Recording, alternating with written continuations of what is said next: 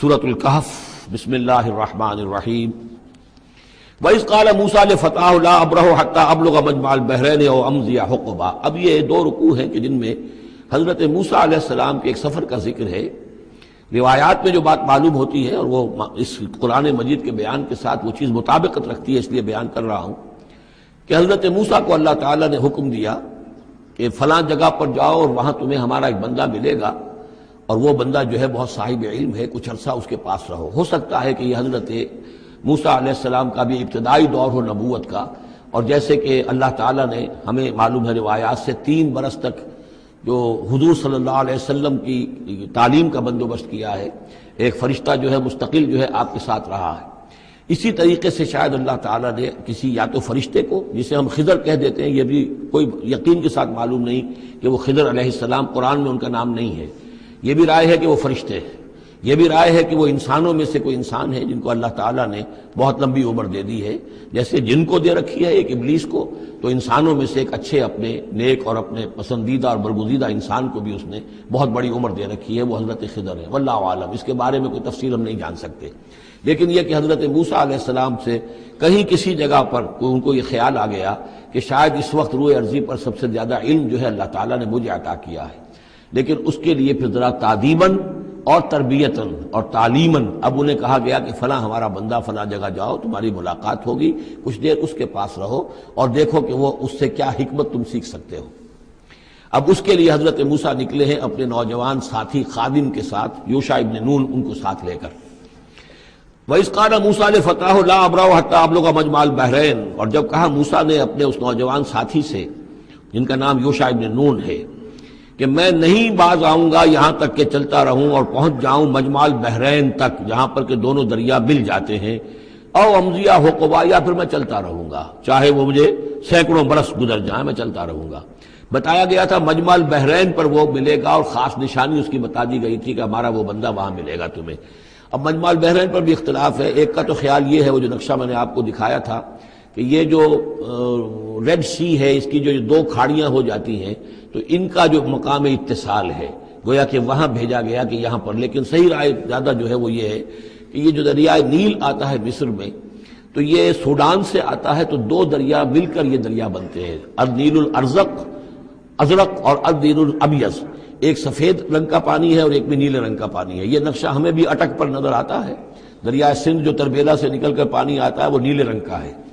اور جو دریائے کابل کا پانی آ رہا ہوتا ہے مغرب سے، تو اس کا وہ پانی گدلا ہے، اور کافی دور تک پھر ہمیں نظر آتا ہے کہ یہ دریائے کابل کا پانی چل رہا ہے گدلے رنگ کا، اور یہ صاف صاف پانی جو ہے دریائے سندھ کا چل رہا ہے۔ تو اسی طرح کا معاملہ وہاں پر ہے، نیل جو ہے نیلا نیل اور سفید نیل، النیل الازرق اور النیل الابیض، وہاں پر پہنچے ہیں کہیں، یہ یوں سمجھیے خرطوم کے آس پاس، کہ میں اب چلتا جاؤں گا۔ فلما بلغا مجمع بینہما، جب یہ پہنچ گئے اس دونوں دریاؤں کے ملنے کی جگہ پر، نسیا حوتہما، یہ بتا دیا گیا تھا کہ ایک جو مچھلی ہے تل کر اس کو ساتھ لے لینا تاکہ تمہارے وہ غذا کا کام بھی دے گی، اور اسی کو نشانی بنانا تھا اللہ نے بتانے کے لیے کہ کس جگہ پر وہ اس شخص سے ملاقات ہوگی۔ جب وہ پہنچے ان دونوں کی مجمع کے مقام پر، نسیا حوتہما، تو انہوں بھول گئے اپنی اس مچھلی کو، فاتخذ سبیلہ فی البحر سربا، اور وہ مچھلی جو ہے وہ زندہ ہو کر، حالانکہ بھنی ہوئی تھی تلی ہوئی تھی، وہ زندہ ہو کر اور اس نے وہ سرنگ سی بنا کر اور سمندر میں چلی گئی۔ فلما جاوزا، اب یہ نقشہ جو ہے یہ ان کے جو ساتھی تھے یوشع ابن نون، انہوں نے دیکھا ہے اپنی نگاہ سے کہ یہ معاملہ ہوا ہے، لیکن یہ کہ اس کا تذکرہ کرنا حضرت موسیٰ علیہ السلام سے بھول گئے۔ فلما جاوزا، جب وہ وہاں سے آگے نکل گئے، قال لفتاہ آتنا غداءنا، انہوں نے اپنے اس نوجوان ساتھی سے کہا، خادم سے، کہ بھئی ہمارا وہ کھانا لے آؤ، ناشتہ لے آؤ، لقد لقینا من سفرنا ھذا نصبا، اب ہمیں اس سفر سے کوئی تکان طاری ہو گئی ہے، ایگزاسشن ہو رہی ہے۔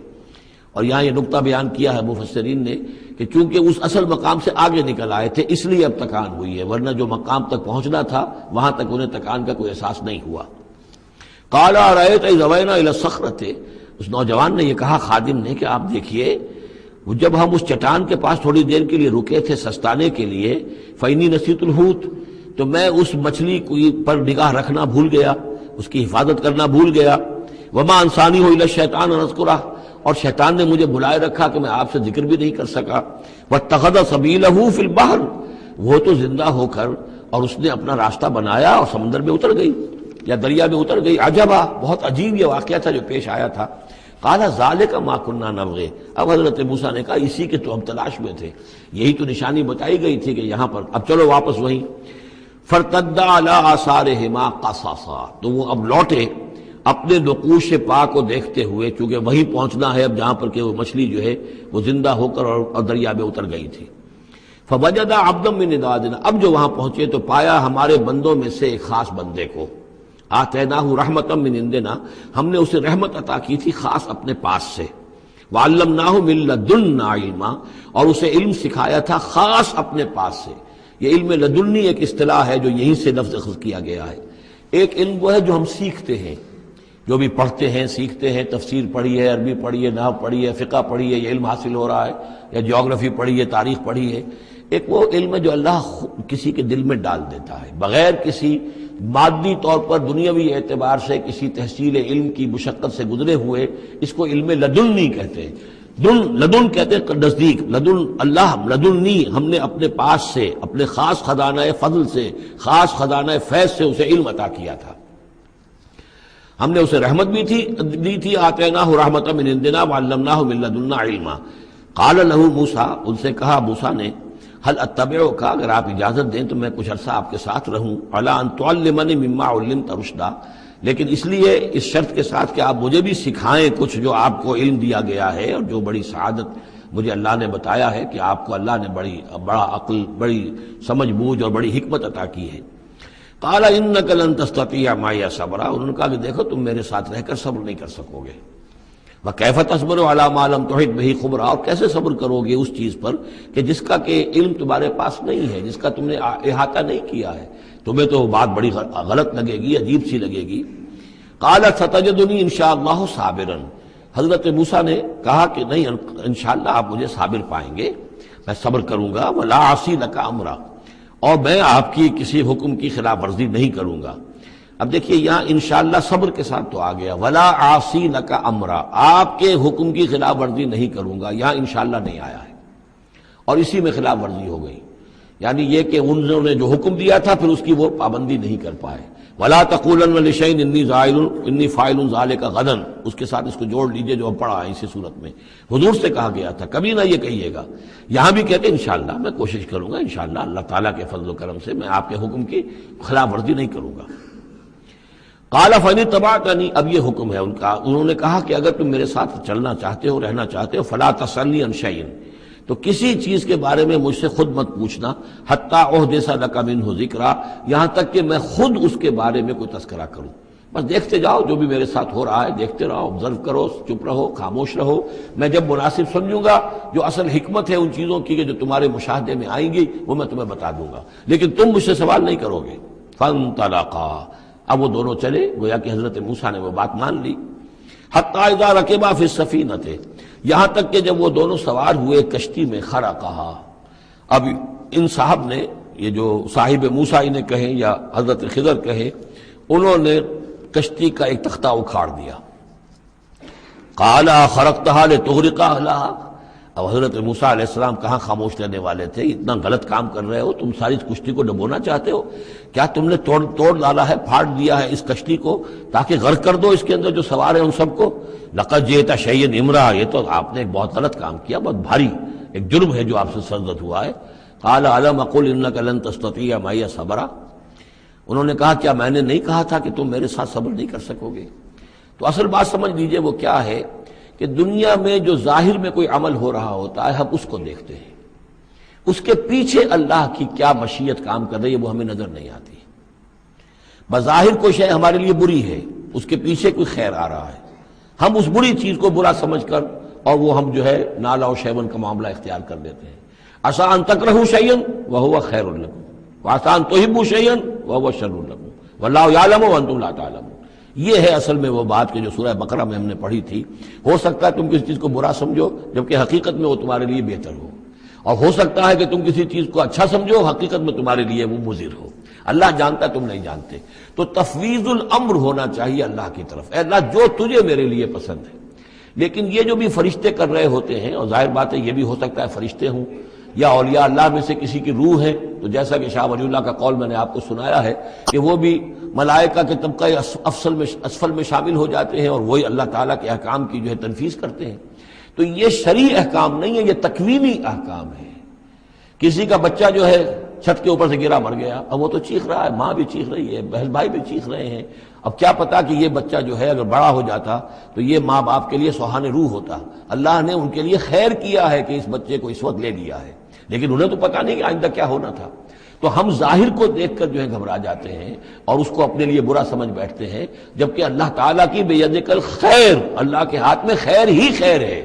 لیکن ہماری شارٹ سائٹڈنس ہے کہ جس کی وجہ سے ہم چیزوں کو کسی اور رنگ میں لے رہے ہیں۔ اس کے لیے یہ 3 واقعات ہیں کہ جو دکھائے گئے۔ قال لا تؤاخذنی بما نسیت ولا ترهقنی من امری عسرا، تو انہوں نے کہا، حضرت موسیٰ نے عرض کیا لا تؤاخذنی بما نسیت، مجھ سے مواخذہ نہ کیجئے اس پر کہ میں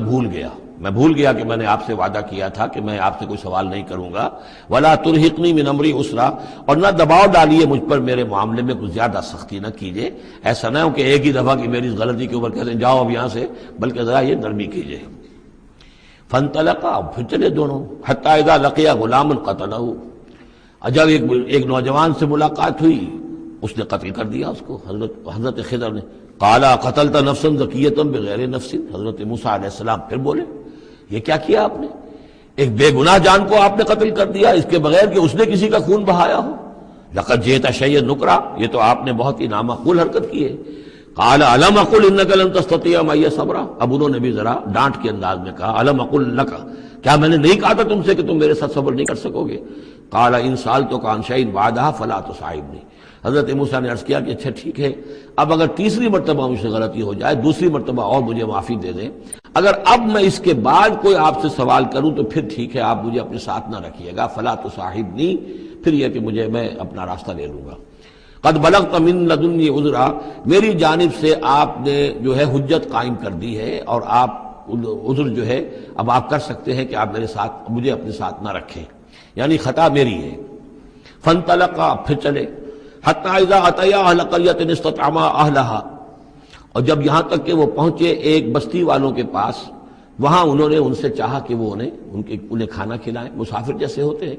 کہ بھائی ہم لوگ آئے ہیں، مسافر ہیں، آپ کی بستی میں آئے ہیں تو ہمیں کھانا کھلائیے۔ فابوا ان یضیفوہما، تو وہاں کی بستی والوں نے، وہ ایسے کچھ کٹھور اور شقی لوگ تھے، انکار کر دیا ان کی ضیافت سے، انہیں کچھ کھانے کو نہیں دیا۔ فوجدا فیہا جدارا، وہاں انہوں نے دیکھا ایک دیوار، یرید ان ینقضہ، کہ بالکل گرنے کو ہے، ٹوٹنے کو ہے، گرنے کو ہے۔ فاقامہ، تو وہ حضرت خضر نے اس کو سیدھا کر دیا، بنا دیا اور سیدھا کر دیا، مضبوط کر دیا۔ قال لو شئت لاتخذت علیہ اجرا، تو حضرت موسیٰ نے پھر کہا کہ اگر آپ چاہتے، یہ اتنے ناہنجار لوگ، انہوں نے مسافروں کو کھانا تک نہیں دیا اور آپ نے بغیر مزدوری لیے ہوئے ان کا کام کر دیا، ان کی دیوار سیدھی کر دی۔ لو شئت لاتخذت علیہ اجرا، آپ اس پر اجرت طلب کرتے ان سے، اور یہ جو اجرت سے جو ہے بہرحال ہم جو ہے کچھ نہ کچھ کھاتے پیتے۔ قال ھذا فراق بینی و بینک، کہ بس یہ اب میرے اور آپ کے درمیان اب علیحدگی کا وقت ہے۔ سأنبئک بتأویل ما لم تستطع علیہ صبرا، اب میں تمہیں بتائے دیتا ہوں اصل راز اور حقیقت ان چیزوں کا جس پر کہ آپ صبر نہ کر سکے۔ اما السفینہ، جہاں تک اس کشتی کا معاملہ ہے، فکانت لمساکین یعملون فی البحر، تو یہ ان مزدوروں کی ملکیت تھی کہ جو دریا میں محنت کرتے ہیں، جیسے کشتی ہے ادھر سے ادھر اتار دیا، دو پیسے لے لیے، ایک پیسہ لے لیا، یہ مزدوری کر رہے ہیں، ان کے لیے گویا کہ کمائی کا اور ان کی معاش کا یہی ذریعہ ہے۔ فاردت ان اعیبھا، میں نے یہ چاہا کہ اس کو عیبدار کر دوں۔ وکان وراءہم ملک یاخذ کل سفینۃ غصبا، جبکہ آگے جو ہے ایک بادشاہ تھا، حاکم تھا، جو ہر کشتی کو کہ جو ثابت و سالم ہے اسے وہ غصب کر رہا ہے، اس کو جو ہے کنفسکیٹ کر رہا ہے، جیسے آج کل بھی ہوتا ہے ہمارے ہاں، وہ ویگنز جو ہیں وہ پولیس والے روک لیتے ہیں، تو اسی طریقے سے وہ جو ہے قبضہ کر رہا ہے ان پر۔ یاخذ کل سفینۃ غصبا، اب وہ دیکھے گا کہ یہ تو ٹوٹی ہوئی کشتی چھوڑ دے گا، تو کشتی میں ایک تختہ لگا لینا تو آسان کام ہے، پوری تختی جا رہی تھی، تو میں نے ایک تختہ جو ان کا جو ہے توڑ دیا ہے تاکہ اسے ناقص سمجھ کر وہ بادشاہ جو ہے اسے ریجیکٹ کر دے اور اس کشتی کو نہ لے، تو ان مزدوروں کی پوری کشتی بچ جائے۔ ایک تختہ توڑنے سے تختی بچتی ہے، اور یہ سالم رہتی تختی تو پوری کشتی جا رہی تھی۔ تو میں نے ان کی خیر کے لیے کیا ہے، جس کو تم نے یہ سمجھا کہ شاید میں لوگوں کو ہلاک کرنے کے لیے میں نے یہ قدم اٹھایا ہے۔ وَأَمَّا الْغُلَامُ، اور جہاں تک اس لڑکے کا معاملہ ہے نوجوان کا، فَكَانَ أَبَوَاهُ مُؤْمِنَيْنِ، اس کے والدین بڑے نیک اور صالح ہیں، والدین دونوں کے دونوں، فَخَشِينَا يُرْهِقَهُمَا طُغْيَانًا وَكُفْرًا۔ اب ظاہر بات ہے کہ حضرت خضر کو معلوم ہوگا کہ اس کے جینز اچھے نہیں ہیں، بڑے شرارتی قسم کے جین اس کے اندر ہیں، اور یہ جب جوان ہوگا تو یہ آوارہ ہو کر اٹھے گا اور بہت سخت ہوگا اور اپنے والدین کے لیے سوہان روح بن جائے گا۔ یرہقہما طغیانا و کفرا، ناشکری اور زبردستی کر کے ان کو عاجز کرے گا، ستائے گا۔ فَأَرَدْنَا يُبْدِلَهُمَا رَبُّهُمَا خَيْرًا مِّنْهُ زَكَاةً وَأَقْرَبَ رُحْمًا، تو ہم نے یہ چاہا کہ ان کا رب ان کے لیے بدل دے، اس سے بہتر اولاد اسے دے، بیٹا دے دے کہ جو اس کے لیے پاکیزگی میں بھی اور شفقت اور رحمت میں بھی اس سے بہتر ہو، جو ان کے لیے بڑھاپے میں سہارا بن سکے۔ تو ہم نے صرف یہ کیا ہے کہ یہ بچہ جو ہے وہ یہ ساری چیزیں جو اللہ کے حکم سے میں کر رہا ہوں، یہ گویا کہ تکوینی امور ہیں جو ہو رہے ہیں، یہ تشریعی امور نہیں ہے، تم شریعت کے حوالے سے دیکھ رہے ہو، اور میں یہ تکوینی معاملات کر رہا ہوں اللہ کے حکم کے مطابق۔ اور یہ در حقیقت رحمت ہے، جس کو کہ لوگوں نے یہ سمجھا ہوگا جن کا بچہ جو والدین کا فوت ہو گیا تو ان کے اوپر تو پہاڑ ٹوٹ پڑا ہوگا غم کا، لیکن اصل میں اللہ تعالیٰ نے یہ ان کے خیر کے لیے کیا۔ وَأَمَّا الْجِدَارُ، اور جہاں تک اس دیوار کا معاملہ ہے، فَكَانَ لِغُلَامَيْنِ يَتِيمَيْنِ فِي الْمَدِينَةِ، تو یہ دو غلام لڑکوں کی دیوار ہے جو شہر میں رہتے ہیں۔ وَكَانَ تَحْتَهُ كَنْزٌ لَهُمَا، اور اس دیوار کی جڑ میں ان کے لیے ایک دفینہ ہے۔ وَكَانَ أَبُوهُمَا صَالِحًا، اور ان کا باپ جو ہے وہ بہت نیک آدمی تھا، باپ نیک تھا، عین وہ جو سمجھئے کہ کسی جوانی میں یا کوئی وقت جو ہے وہ اس کی موت کا وقت آ گیا، بچے چھوٹے چھوٹے تھے، اس نے کچھ اپنی پونجی جو ہے گھر کے اندر ایک دیوار کی جڑ کے اندر بنیاد کے اندر دفن کر دی، یہ بڑے ہو جائیں بچے یہ نکال لیں۔ اب چونکہ وہ نیک تھا لہذا اللہ تعالیٰ کی طرف سے اس کا اہتمام ہو رہا ہے۔ دیوار اگر اس وقت گر گئی ہوتی تو یہ خزانہ ظاہر ہو جاتا، اور ابھی وہ بچے جو ہیں وہ چھوٹے ہیں، تو لہذا یہ لوگ جو ہیں بستی والے کتنے ناہنجار ہیں جنہوں نے ہمیں کھانے کو نہیں دیا ہے، وہ کیا یتیموں کے اس مال کا لحاظ کریں گے؟ وہ سارا کا سارا اس مال کو قبضہ کر لیں گے۔ تو میں نے وہ دیوار بنا دی ہے۔ کان ابوہما صالحا، ان کا باپ بہت نیک آدمی تھا۔ فاراد ربک یبلغ اشدہما، تو آپ کے رب کا یہ فیصلہ ہوا کہ یہ دونوں بچے جو ہیں اپنی پوری جوانی کو، پختگی کو، بلوغت کو پہنچ جائیں، ویستخرجا کنزہما، اور پھر وہ اپنا خزانہ نکال لیں۔ رحمتا من ربک، یہ تینوں امور آپ کے رب کی رحمت کا منظر ہے۔ بظاہر جو بھی نظر آ رہا ہے، تو دنیا میں جو حالات و واقعات ہو رہے ہیں یہ حقیقت دنیا کے اعتبار سے ہم اس کے ظاہر کو دیکھتے ہیں، اور ظاہر کے حوالے سے ہی دل گرفتہ ہو گئے، رنجیدہ ہو گئے، نقصان ہو گیا، یہ ہو گیا، ہاں اے فلک پیر جواں تھا ابھی عارف، کیا تیرا بگڑتا جو نہ مرتا کوئی دن اور، مرثیوں پر مرثیے کہے جا رہے ہیں، یہ سب کچھ ہوتا ہے، لیکن یہ کہ یہ پتہ نہیں ہوتا کہ اللہ تعالیٰ کی طرف سے جو بھی ہے وہ خیر ہے، اسی میں بھلائی ہے۔ تو بندہ مومن کا کام کیا ہے؟ تفویض الامر الی اللہ، اپنے معاملات کو اللہ کے حوالے کر دے، راضی برضائے رب، جو اللہ کی طرف سے آیا، کہ ہر ساقی ماریخت عین الطافست، رحمتا من ربک، یہ سب کچھ رحمت تھا، رحمت ہے آپ کے رب کی طرف سے۔ وما فعلتہ عن امری، یہ میں نے اپنے جی سے نہیں کیا ہے، میرا فیصلہ نہیں ہے۔ یعنی یہ جو بھی تھے، چاہے فرشتے تھے اور چاہے کوئی نیک انسان ہے جنہیں اللہ نے بہت لمبی زندگی دے دی ہے، چاہے یہ کوئی روح ہے کہ جو انسانی شکل میں پھر آ گئی ہے، کہ جو اللہ تعالیٰ نے کسی ولی اللہ کی روح کو جو ہے وہ طویل زندگی دے رکھی ہے، کوئی بھی ہے، اس سے کوئی فرق واقع نہیں ہوتا، لیکن یہ کہ وہ در حقیقت کارکنان قضاء و قدر کی فوج میں ریکروٹ ہو گئے، وہ جو فیصلے کر رہے ہیں، جس کی تنفیذ کر رہے ہیں، اس کا شریعت سے تعلق نہیں ہے، وہ تکوینی امور ہے اللہ تعالیٰ کے۔ ذالک تعویل ما لم تستطع علیہ صبرا، یہ ہے تعویل، یہ ہے اصل حقیقت، یہ ہے اصل راز ان چیزوں کا جس پر کہ اے موسیٰ تم صبر نہ کر پائے۔